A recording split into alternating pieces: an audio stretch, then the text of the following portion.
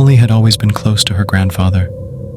Ever since her grandmother passed away, he had been lonely, and she could see the sadness in his eyes. Wanting to bring some joy into his life, she asked her father to buy him a mobile phone.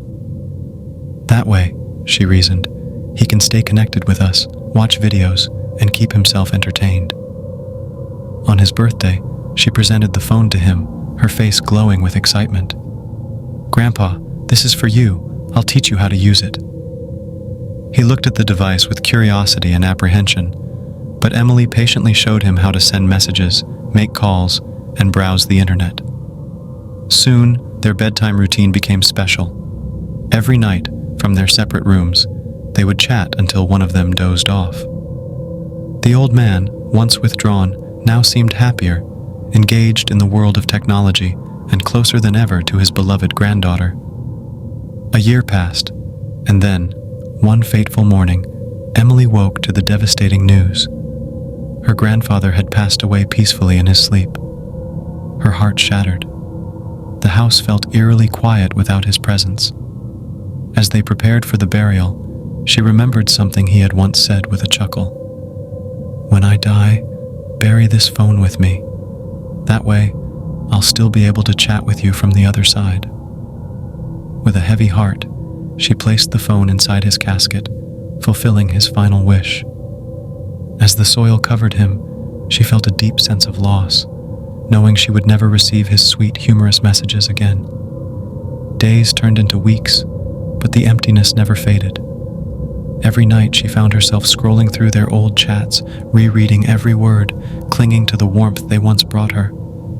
Sometimes tears blurred her vision as she whispered, "I miss you, Grandpa." One night, overcome by emotion, she typed a simple message on her phone. "I miss you, Grandpa." She knew it was futile. The phone was buried deep beneath the earth. Still, she let the message linger on the screen before drifting into a restless sleep. The next morning, as she groggily reached for her phone, her breath hitched. There was a new notification, a reply, from Grandpa's number.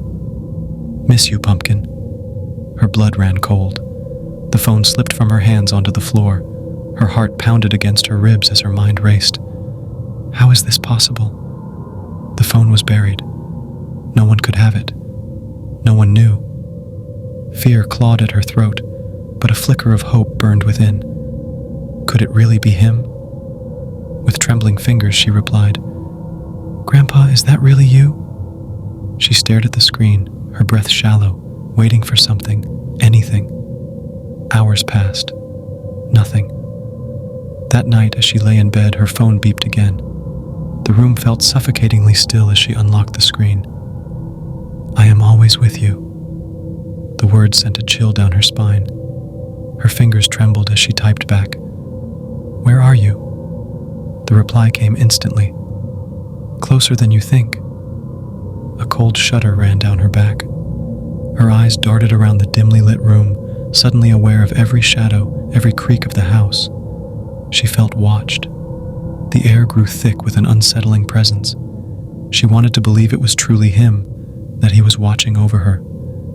But deep down, something felt wrong. The messages didn't stop. Some nights, she received gentle words that reminded her of their old conversations. But other times, the messages were cryptic, disturbing. "Why don't you visit me? It's dark here. I hear whispers." Each time she tried to shake off the unease creeping into her bones.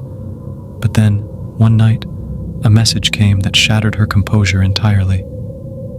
"Someone else is here with me." Tears welled up in her eyes. She typed frantically, "Who?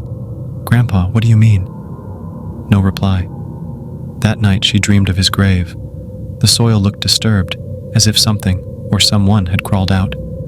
She saw pale, withered hands pushing through the dirt. Then a face, her grandfather's, but hollow, expressionless, and wrong. The empty sockets where his eyes should be bore into her soul. She woke up with a scream, drenched in sweat. Her phone buzzed again. "They don't want me to talk to you." She couldn't breathe. Who were they? What was happening? Was this some cruel joke? Or had she really connected with something beyond this world? The next morning, she knew she had to go back. She visited his grave, standing there in silence. A deep sorrow filled her heart as she placed a trembling hand over the soil. "I miss you, Grandpa," she whispered, "but I think it's time for you to rest." As if in response, her phone buzzed one last time. "I love you too, Pumpkin.